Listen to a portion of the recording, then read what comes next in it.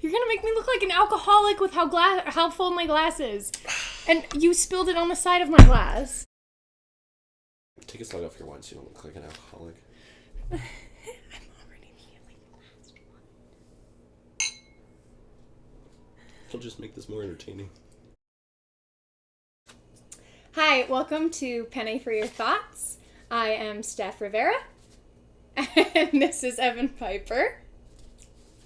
Today we're going to be talking about deaf culture in the early 1800s and mid-1800s. So, Evan, before you take another bite of your penne, I'm so sorry. Yes. What do you know about deaf culture in the U.S.? Very little. I'll be perfectly honest with you. Okay, perfect, because that's what we're getting into today, and it's a learning experience for all, so you're totally fine. Okay. Do you know anything about schools for the deaf? No, I don't. Really? I would say the only thing I know about schools for the deaf is what I've seen in reference to the different educational opportunities that Helen Keller had. But obviously she had more afflictions than just...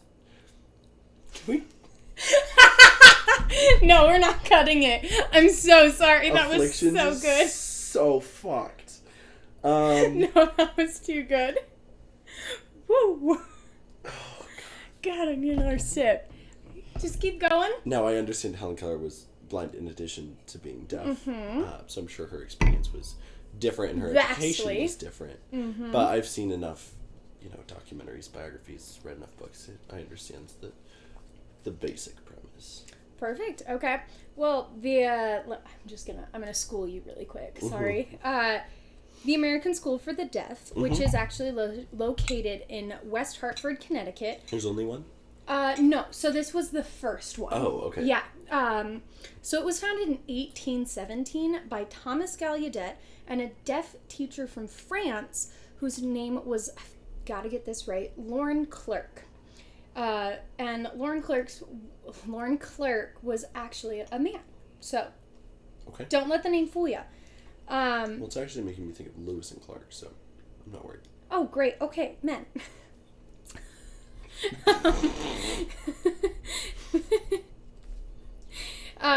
And this actually created the opportunity for communities between deaf people because they were so sparse and far between that they weren't able to actually form that connection. So it allowed them to have community and share experiences. This one I really hope you get. Do you know what ASL is? American Sign Language. I'm so proud of you. Yes. Do you know what other sign language it originated from? British Sign Language? Actually, no. A lot of people think that. So Lauren Clerk, the man we talked about previously. Lewis and Clark. Yeah, Lewis and Clark. So he's French, and he actually made a huge impact on the formation of ASL. And so it's primarily French. Interesting. So you would have better odds going into specific parts of Canada or even France using ASL, trying to communicate, than you would going to Britain, which is a primarily English-speaking language. Huh. Isn't it weird? That's pretty cool. That's pretty cool, right? Because you wouldn't think that. You wouldn't think that it would be so easy to communicate with a deaf person who's in France if you know ASL. Right, because ASL, you think American Sign Language. Oh, in English, it was evening, right? Well, you just signed day, but I appreciate... Evening? Yeah, so this is night, this is day, Looks like a little quail top. And this is evening.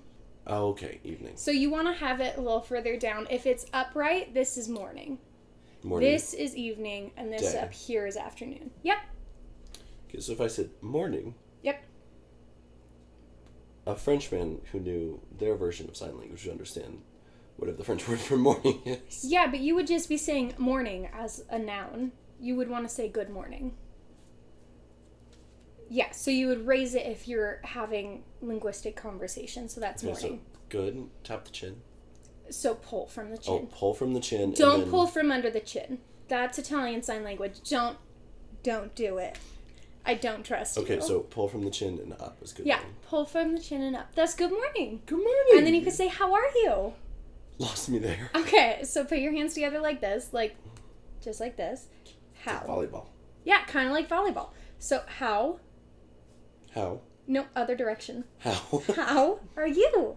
How are you? How So, good are you? morning. How are you? I'm okay. Thank you. I do not thank you. Wait. Good and thank you are very similar. I'm so sorry. What's the difference? There isn't really one. Context. Yeah. Well, and that's another It's thing like that's the fascinating Spanish too. language. Right. So I know the most minuscule amount of Spanish.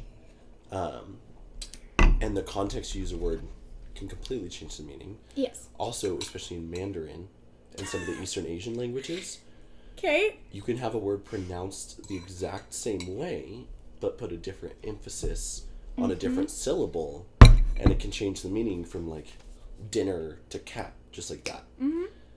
English, we don't really have that. We have homophones and homonyms. No, because you said dinner and cat, and I definitely knew the difference. Well, that's true. But I think that it's fascinating, and I think that that's part of the value of ASL is, like, it's so endlessly contextual, and you have to build a relationship in order to communicate, and I think Exactly, that's really beautiful. I could be flipping you off in ASL, and you would think I'm just saying everything's okay. Right back at you, bud. It's because of diving. You know this. I do know this. In diving, sign language for FU means okay. I'm okay. Yeah. Mm-mm. We don't say that. We don't say that. We don't like that. That's No. very bad. Offensive. Offensive. Yes. Well, here. Cheers. I actually had a friend. That was beautiful. I had a friend while I was learning ASL, and every time a teacher would ask, how are you, she would do this. And it went on Had she delved before? No. Oh. But this is just like, great. And just like spot on. Yeah, just normal. It is. And so she always thought that this was like, I'm doing all right. And it took several months for my teacher to be like, you're flipping me off. Interesting. It was quite a hysterical class. So, I appreciate that. Right? Mr. Stripes. Mr. Stripes. When I spot a 3, sometimes adults. When I spot a 3, I do this. So someone in the crowd is deaf. And sometimes I tuck it a little more. Like tuck it like this? More like where the finger's kind of flat. How are you doing that? I don't like that. Right there. I really don't like that. But yeah, most of the time I just spot there. So I'm flipping someone in the crowd off. Yep. Interesting. Yes. How can I spot a 3 without flipping someone in the crowd who may be deaf? Oh, 0, 6. So my dad does that because he has weird tendons in his hands where he cannot physically do this. Okay, then you have no choice. If this is what is required, you have no choice. So my dad does this. Good for your dad. Either that or this is actually his preferred method because even this he can't get his thumb in his fingers. So my dad, he'll go to the table, he'll be like, black, 33, hit, 2 shots. And there was literally a lady at Delta High School who buzzed the horn. She said, what is this? Said 33. She's like, you mean 33 or 33? She said, 33, hit, 2 shots. That is a 3. Also, this is the first time I'm actually registering that your dad would do this. And I love it. It's the only way he can effectively do 3 with his hands because there's too many connecting tissues. You know the thing where it's like lift your fingers with everything flat? Oh, wait, no, I don't know if I do. Hang on. Oh, my God. I mean, the ring finger does not go far up because it's so connected to the pinky. But the middle finger, you can get some good elevation on that. He cannot get his middle finger off the table if he has a flat hand. Wait, next time I see him, I'm going to ask him to do it. Okay, can you do this for me? That's so mean. But you know what you might find him doing is if you told him, hey, in sign language, you sign 3 appropriately, so don't let anyone get you down for not being able to say F you. This is 3. 3. 1, 2, 3, 4, 5. Oh, 5. 5, 6, 7, 8, 9, 10. So kind of backwards. Kind of, you want to be able to do it all with one hand, so that's it. Oh, I mean. Just like you go up, so it's 1. Yeah. No. Oh. 1. 1. And it's always, so when you're doing tens, it's always out. So it's 1, 1, 2, 2, 3. 3. And then you tuck your thumb, 4. Oh. And then it's 5. It's 5, and then And then 6. pinky is 6, ring is 7, 8, middle is 8, pointer 9. is 9. And then you do like a little shaky thing with your thumb, and that's 10. So what's the difference between 9 and fuck you? Context. Context. Wait, so I was about to say pardon my French, but if I do this and then say pardon my French, that's historically accurate. Yes, actually. Yes! It actually is. Now, did you know this, or did I point that out to you? No, you just pointed it out. Pardon my French, because I've known since high school it derived from French. Pardon my French. In sign language. The double entendre for sign language is so quality. And it's so vast, though. It is. Because you've got so many different things that you would say in sign language that mean normal things just to you and I. Mm-hmm. Or, well, you wouldn't say any member of your family who doesn't know ASL. Right. It could mean anything to you, but to me, it could mean so much more. For those at home, I am fluent in ASL.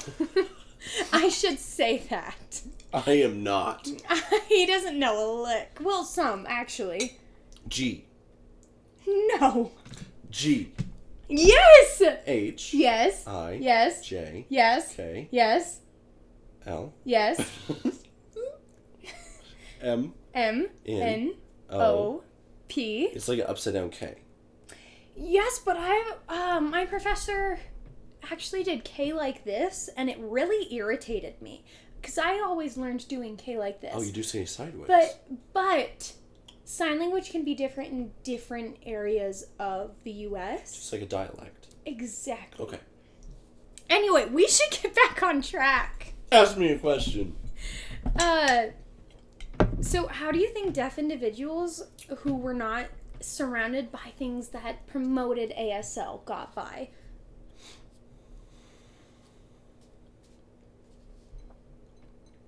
Well, they certainly didn't have many people around them to lean on. Mm-hmm.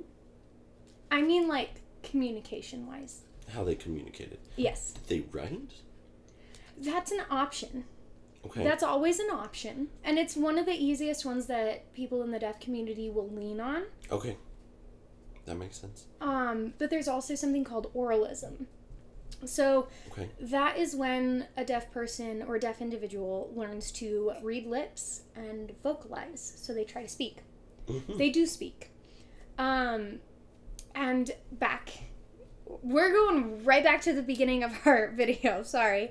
Back in the 1800s, in the 19th century, it was taken so strongly, and I'm so sorry, this is getting kind of dark, okay. that they would actually, for children who knew some ASL or were trying or just couldn't handle it, mm-hmm. they would tie their hands down to chairs to keep them from trying to sign. Yeah. And doing that, obviously, causes a lot of trauma and a lot of issues with forming that communication and crossing that barrier because they can't hear you. They don't understand what you want. So children who were trying to use sign language, they would tie their hands down to try and force them to vocalize? Mm-hmm. So that they couldn't use their hands. They couldn't write down anything. Excuse me. They were cruel. And That's disgusting. And personally, just because of what I have learned and what I know in my time with the deaf community and learning ASL, right, I see that as abuse. I as a complete third party see that as abuse. Okay. That was my next question, is how do you view this? Pathetic. Cowardly. Yeah. It's because someone is different, they were afraid of them. And so they abused them to try and assimilate them to what they viewed as normal, and it's pathetic. Yeah. Would it shock you to know that that has continued through the 21st century? Like right now. Yep.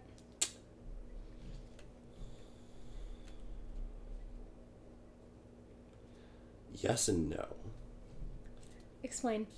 No, because people are terrible. You drank my wine. I'm so sorry. I need everyone here to know that he drank my wine. I did not.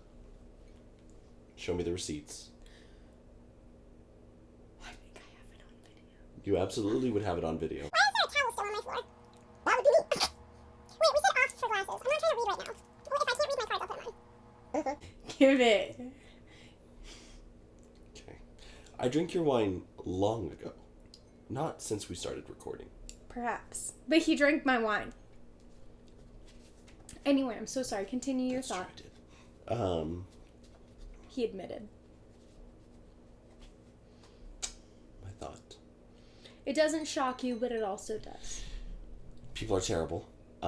If they have done something already and they have no moral conviction, or they choose to push through that moral conviction, then there's nothing stopping them from teaching it to the next generation. who then view that as normal. Mm-hmm.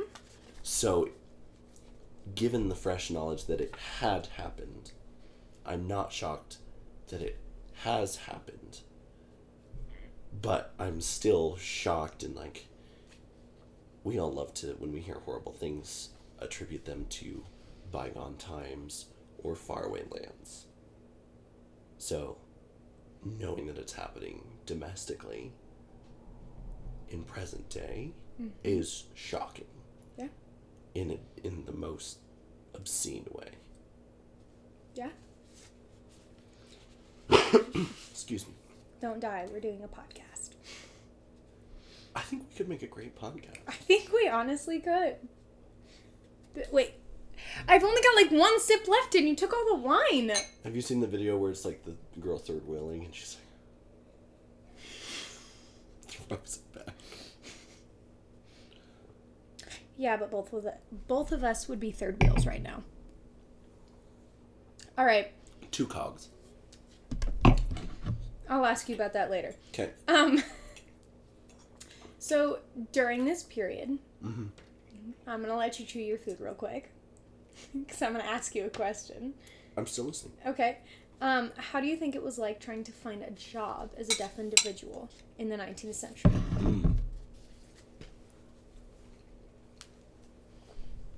Nigh impossible. Yeah, it was really, really difficult because people were refusing to learn ASL. Right. They didn't want to put forth the effort into trying to bridge that communication gap. So what kind of jobs do you think that people who were deaf had?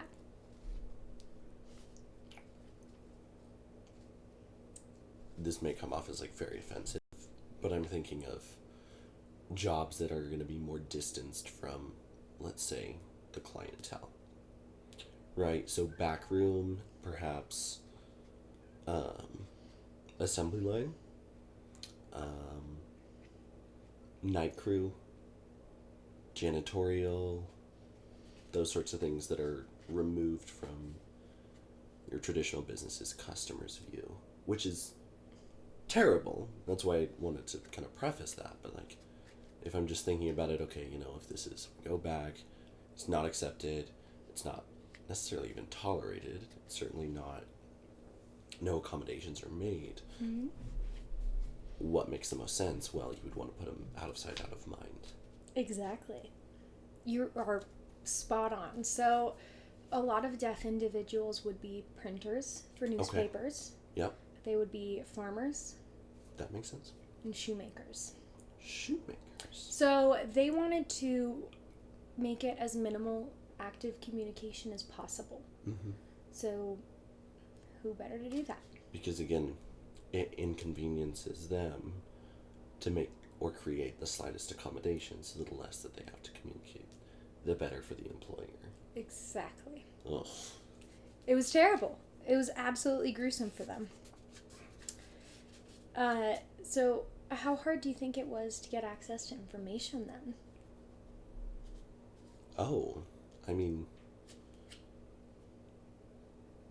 I guess I wouldn't say impossible, but extraordinarily difficult. I feel like little to nothing was volunteered.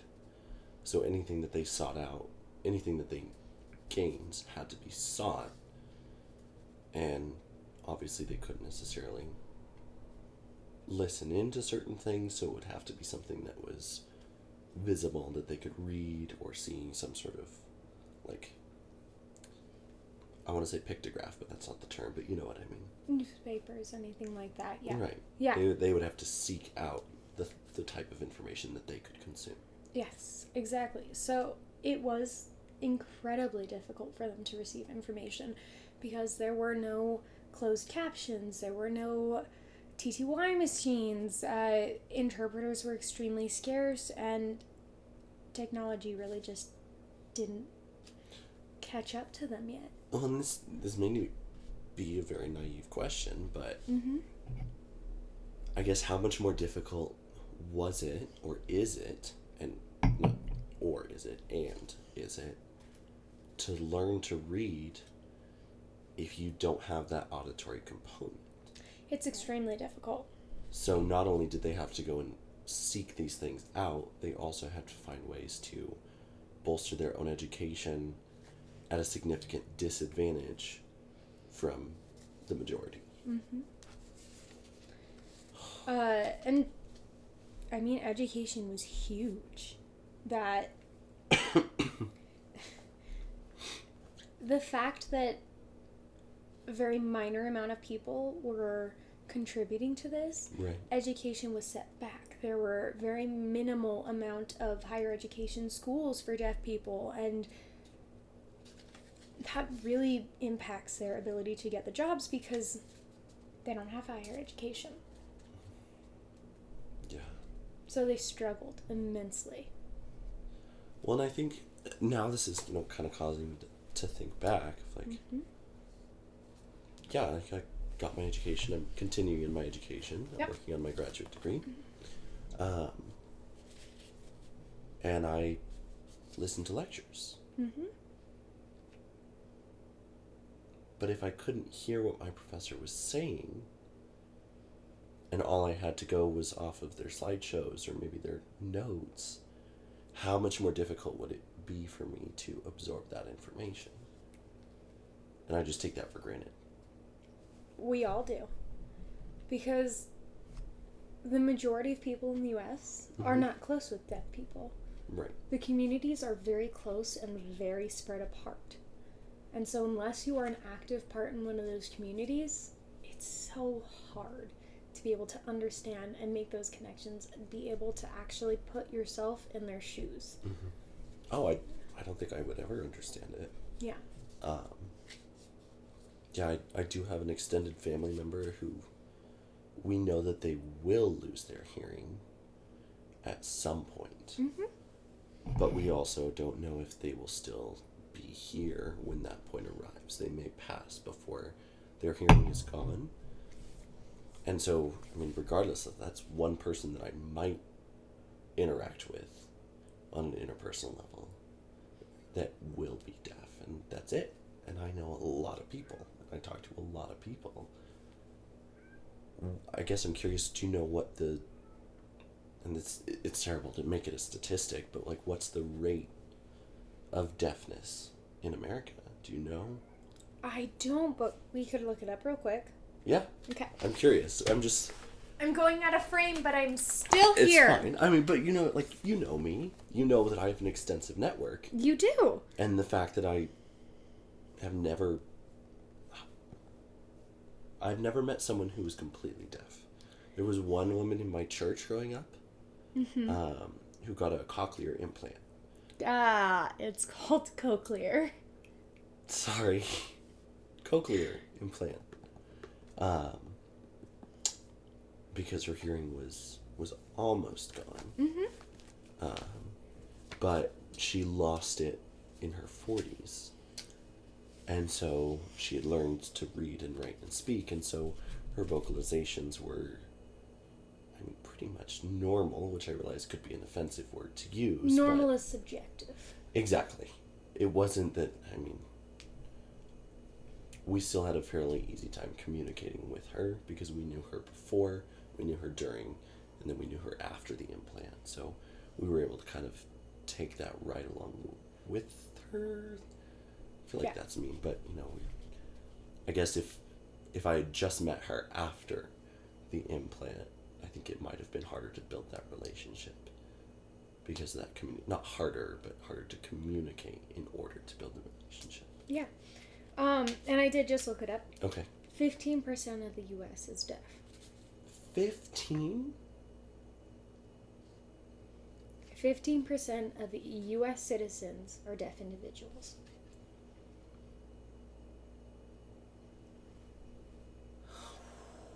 But they have such close, tight-knit communities like Martha's Vineyard, which I don't even know if you know what that is, but it is an entire community of people about the size of the valley that are all just deaf individuals.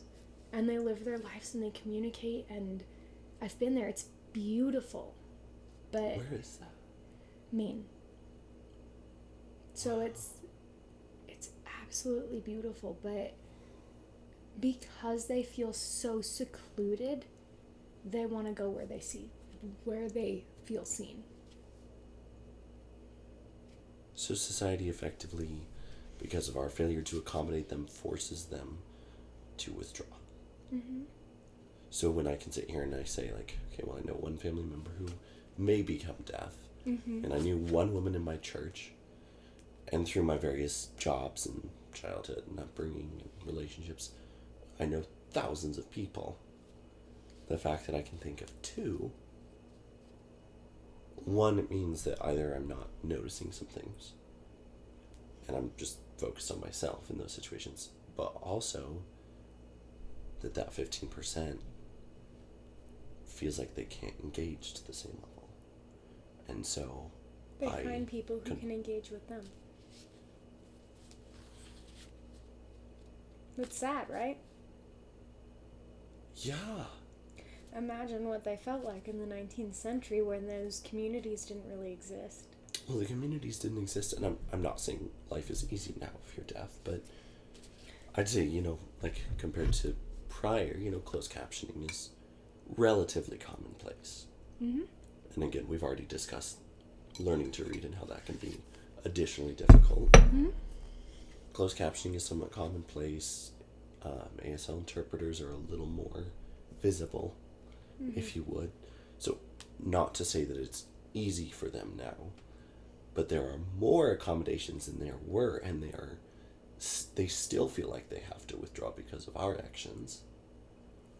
So if you go back 100, 200 years, I can imagine that it's just exponentially worse. Yeah. I'm sorry, I didn't warn you. We were getting heavy tonight. No, it's okay. I guess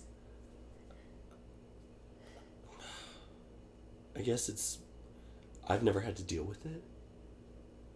You're blind to it. You don't know. Yeah, and I don't want to, feel her selfishly. I don't want to feel her think that I'm not compassionate. Mm-hmm. But this information has been out there. Like, I have no excuse for not knowing all of this. Mm-hmm.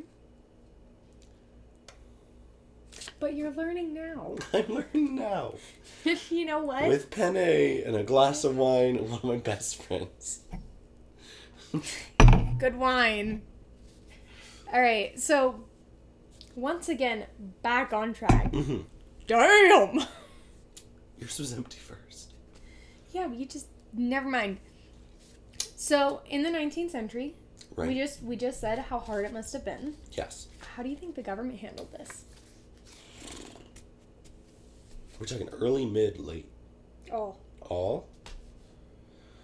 They probably didn't do anything. You're exactly right.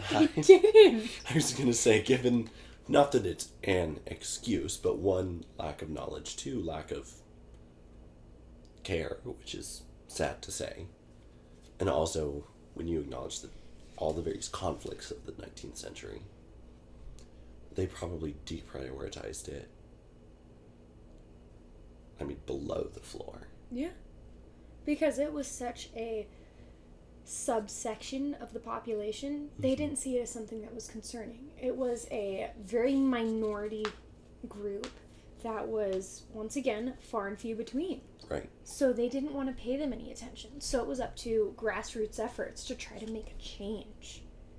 Well, not only was it more obscured, they also didn't care, and it also probably just cost more money than they were willing to pay. Something that the U.S. didn't have very much of at that time. True, but it's also, I mean, if you're a government by the people, for the people, that should be for all people, not just for the majority of people.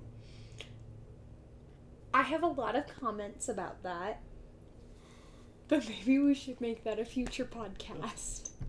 Give me the elevator pitch of your comments on that. The government is always for the majority of the people. The minorities always slip through the cracks, conveniently. Conveniently. Okay. All right. Back on track. Okay, sorry. No, I knew I was pulling you off. You're good. This conversation, great. I love it. Phenom. That's why I asked you to join me on Penne for your thoughts. So how do you think the family dynamics were back then with deaf people in the home? I mean, the optimist in me wants to say that the family dynamic was okay, even if society was beyond inconsiderate. I was fortunate enough to grow up in a very loving home, so that kind of warps my thinking of like, oh, if I had been deaf, I'm sure my parents would have done what they could, anything that they could. But not only is that not a universal experience, but my parents, at the time I was born, also would have had far more resources at their disposal. Mm-hmm. So despite wanting to say that the family dynamic was good, I'm sure that it was exceedingly difficult. I think it would depend on the values of the family, where some would work through it. But as sad as it is to say, I'm sure there were also others that would put the baby at the firehouse, effectively. I get what you're saying, yeah. Granted, they wouldn't know necessarily as a newborn. Maybe that's, do you know, outside of if a doctor could tell you, how early can you tell if an infant is deaf or hard of hearing? I actually, a really, really good friend of mine, her name is Paige. I met her in California when I lived there. Okay. She's deaf. Okay. From birth. From birth. Her mom found out that she was deaf at 2 months old. 2 months? She took pots and pans right behind her head and started slamming them together. Paige didn't move. Paige didn't even flinch. That's terrifying. But also, I guess, I don't know how old I was when I started talking. Roughly a year. You form one-syllable things like babbling around 8 months. I'm just saying, I guess I thought it would have been closer to the time that you would expect your kid to start talking that you would. If a baby's not registering sounds, it's extremely obvious. They cry a lot less. I was going to say, the more I think about it, the more that's true. Obviously, I don't have a kid, but I've been around a lot of that's cold. Young children, infants, and they hear and they react. Mm-hmm. I shouldn't say they all. The majority that I have experienced with hear and react. Mm-hmm.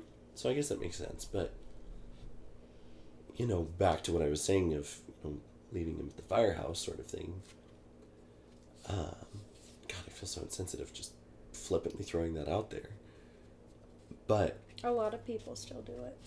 Well, no, I know it's a real thing, and honestly, this is just personal. I would rather, we all have heard the horror stories of kids that were wanted being found in terrible situations. So I'm glad that our society at least accepts that you can leave your infant at the firehouse. That is better than the alternative. Yep. But where I was going with that was more so, you tend to think of it as newborns left at the firehouse. Mm-hmm. Whereas I feel like infants who are deaf, once their parents find out, they could be 2, 3, 6 months, maybe even a year or 2 old, getting left at the firehouse. And I know we don't really remember when we're 2, but I can't imagine that if you were 2 years old when you got left at the firehouse, you wouldn't at least have an awareness. You might not know it at the time, but looking back 10, 12 years old, I think you would know that something happened. Yeah, of course. It's familial trauma at that point. Yeah. Well, I'm so sorry. Bringing us back to the sorry. 19th century. This is going to be the longest... Is this a final? Yeah, it is. This is going to be the longest final your professor has ever chosen. Let's see how long it is, because... Oh my god, it's 40 minutes long already and I'm not through all my cards. Okay. That's okay. But back then, families that chose to keep their children, Mm-hmm. they would create their own form of communication. Okay. That would then also impact ASL in Right. different ways. Because just like English, just like Spanish and French and literally every other language, there's slang. Right. And it's very, very distinct to where you are. Mm-hmm. Like, I learned slang for California that no one in Colorado knows. Because it was because of my friend Paige. Right. And her family and her community. Got That's it. the only way I know it. Okay. Yeah, that's all I've got on that card. This one's going down the rabbit hole again. I'm so sorry. That's all right. That's my specialty. Have you heard of the phrase deaf and dumb? Yes. And how do you feel about that? I think it's beyond offensive. It's just...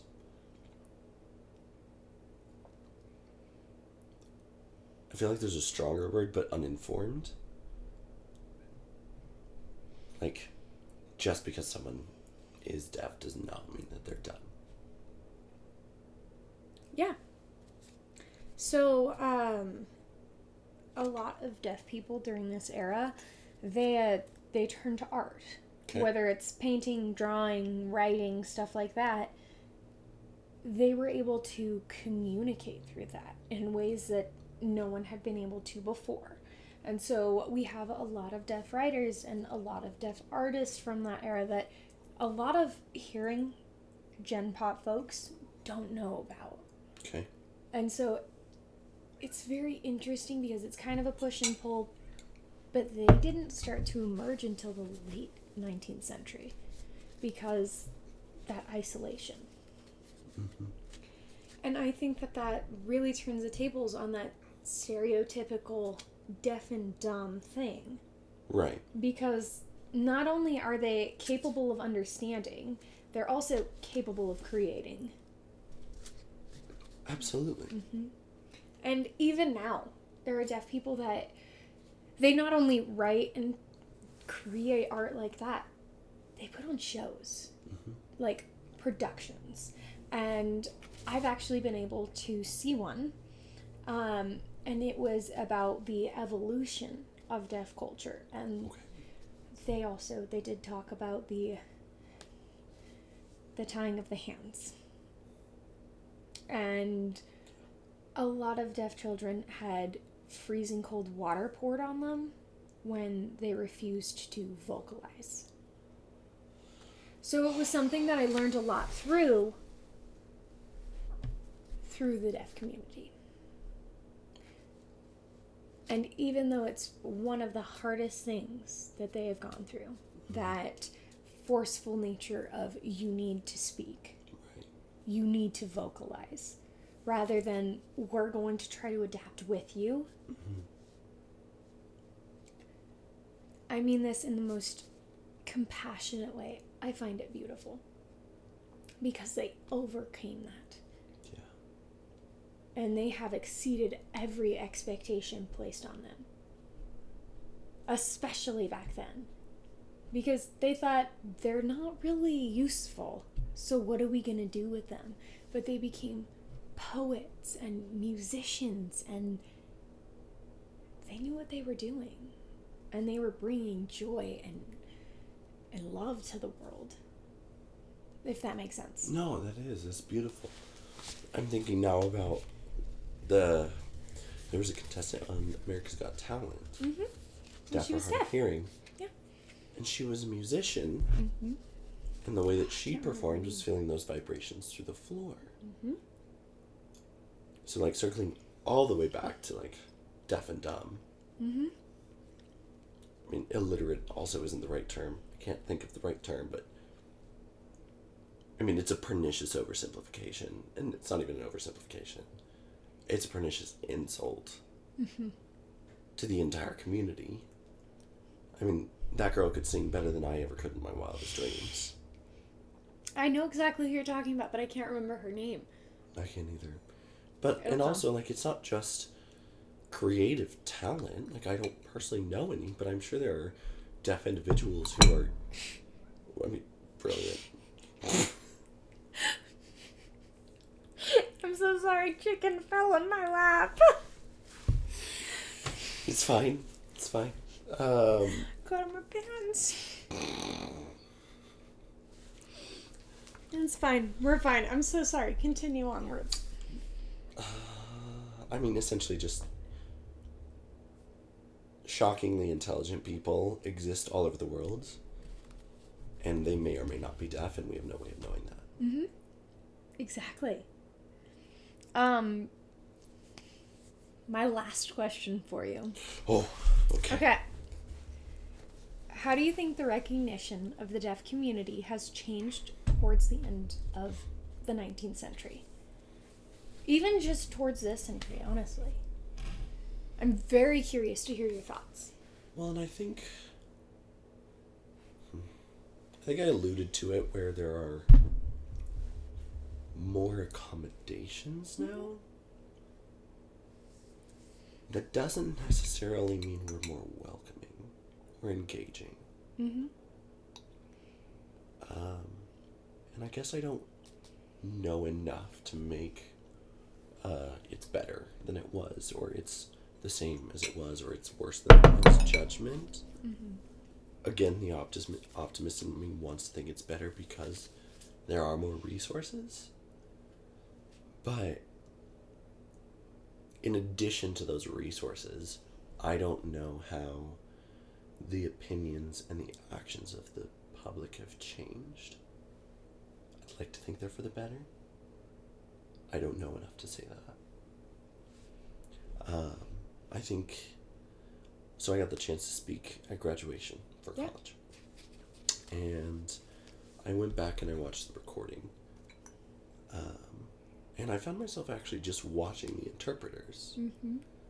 Because it was fascinating for me who didn't understand, but it was also, I thought, beautiful. And they communicated not just with their hands, but with their position and with their expression. And it was, I don't know ASL, and I knew the speech. So I don't think this is a universal experience. But knowing the speech, I felt like I could almost understand what was being said, even if the audio had been cut. Now, that's because I wrote the speech. Yes. I want to make that very clear. I'm not saying ASL is understandable to someone who has no knowledge. Some of it can be. Fair. Yes. But I just, like I said, I found myself watching it, and I just found it beautiful. I did. And I was glad to know that they had them there. And I remember actually when I was at the podium seeing the ASL interpreter, and there were two of them. And you can see it's maybe like 25, 30 seconds-ish into the speech. I crack a hint of a smile, even though I was really nervous, because I just noticed him for the first time. And I was like, oh, and selfishly, I was like, oh, that's beautiful. I bet there's, a student in this crowd. It was a bit of a commencement address, right? Minor. I know it's so selfish. It's so disgustingly selfish, but I was like, that's beautiful. What I'm saying can be understood by everyone in the room, not just those who can hear what I'm saying. Yeah. Disgustingly selfish.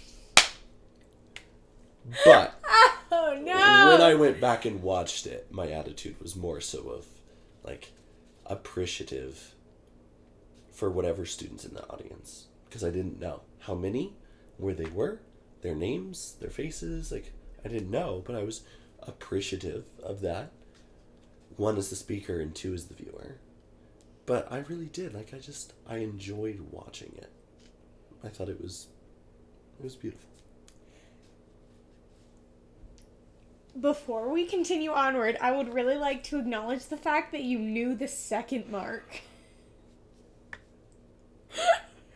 Because that is beautiful to me. Well, you knew. Okay.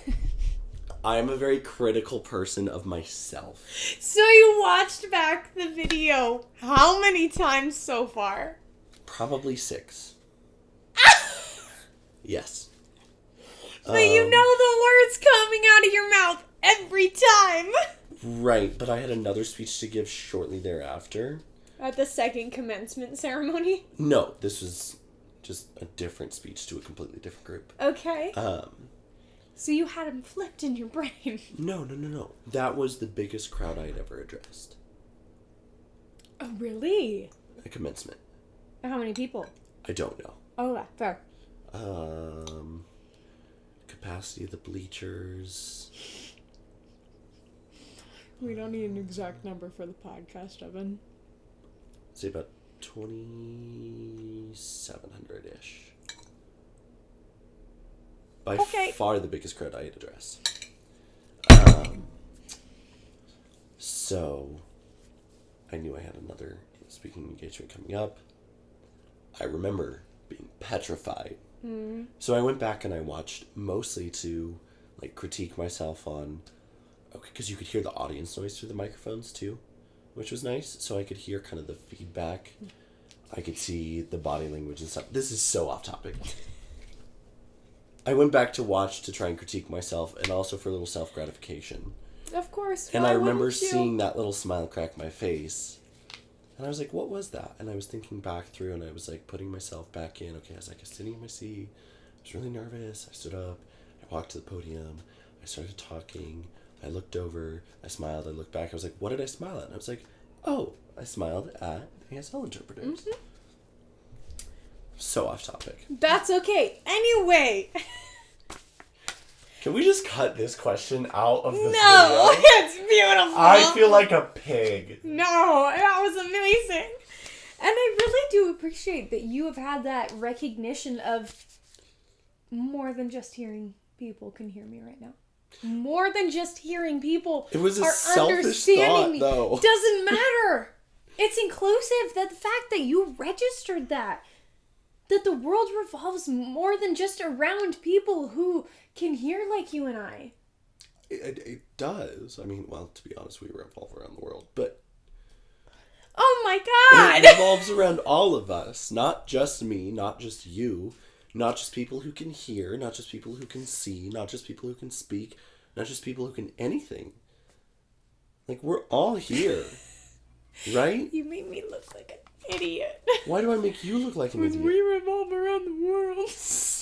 My point was not to diss you. My point is, you're absolutely right. Thank you. So, anyway. We have completely advanced. We have TTY machines. Do you know what that is? No, I don't. That's okay. So that is, if I wanted to call you and you wanted to call me, I'm deaf, you're hearing. Mm-hmm. I can see the words that you're saying. That's Oh! Did you know Apple is starting to do this? Evan, let me finish the podcast and then we can talk about Apple. Okay, sorry. We have TTY machines. We have so many interpreters. There's classes at CMU for sign language. Right, so, to my point, accommodation and resources have increased. Exactly. What about, because those are wonderful and necessary. Yeah. But if society isn't engaging and accepting. So, okay. So that's more where I'm curious. I have taken 7 years of ASL classes. Damn. I don't know if you've known this, but You've taken a lot, but 7 years is a lot. 7 years.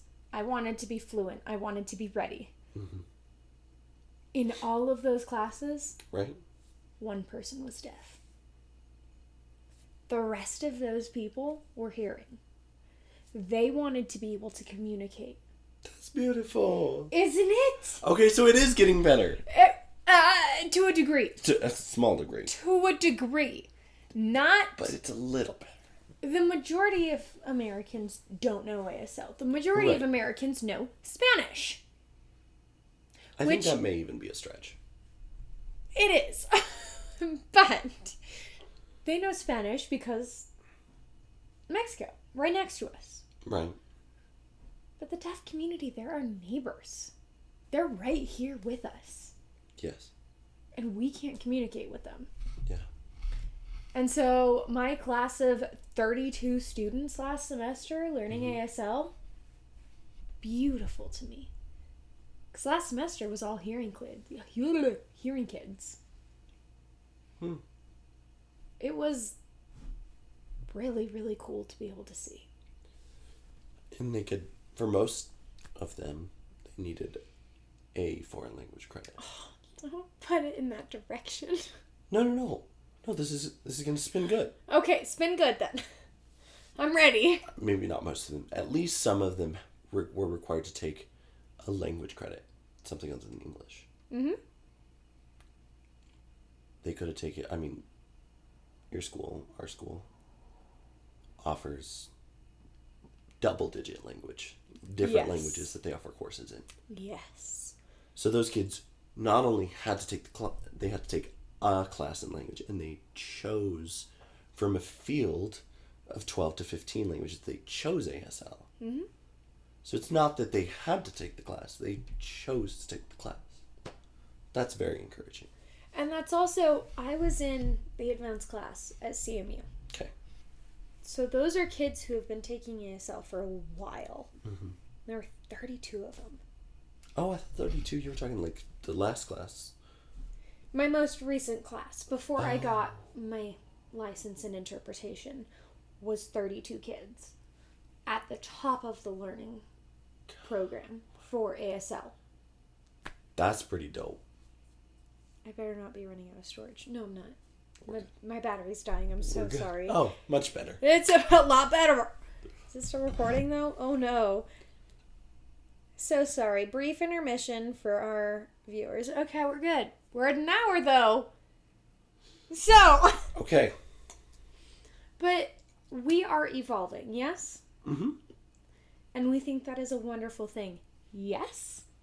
Mm-hmm. And we think that the evolution starting in the 19th century was wonderful. Yes? Yes. And do you know, present day, the largest deaf university in the U.S.? I do not. Gallaudet University. Named after the Gallaudet who started the American School for the Deaf with Lauren Clark. Oh, I was going to say Lauren Gallaudet? I thought it was Lewis and Clark. Anyway. Lauren Clark. Laurent? Oh God, was it with a T or no? Wait, hang on. Oh God. It's a Laurent, not Lauren. Okay, so Laurent Clark. Clark! And- C-L-E-R-C. Who Gallaudet? Thomas. Thomas Gallaudet. And the university's named after him? Yeah. That's pretty dope. Yeah, Gallaudet University. I have a friend that goes there. Where's it at? I don't know, that's present day, and I'm focused on the 1877 and previous. Brilliant. Brilliant! Anyway, thank you so much for joining us on Penne for Your Thoughts. We have had a wonderful time. Have we had a wonderful time? I've had a wonderful time. I have been through every emotion. We may need some more wine. Thank you for joining us. Have a great day. I'll see you soon.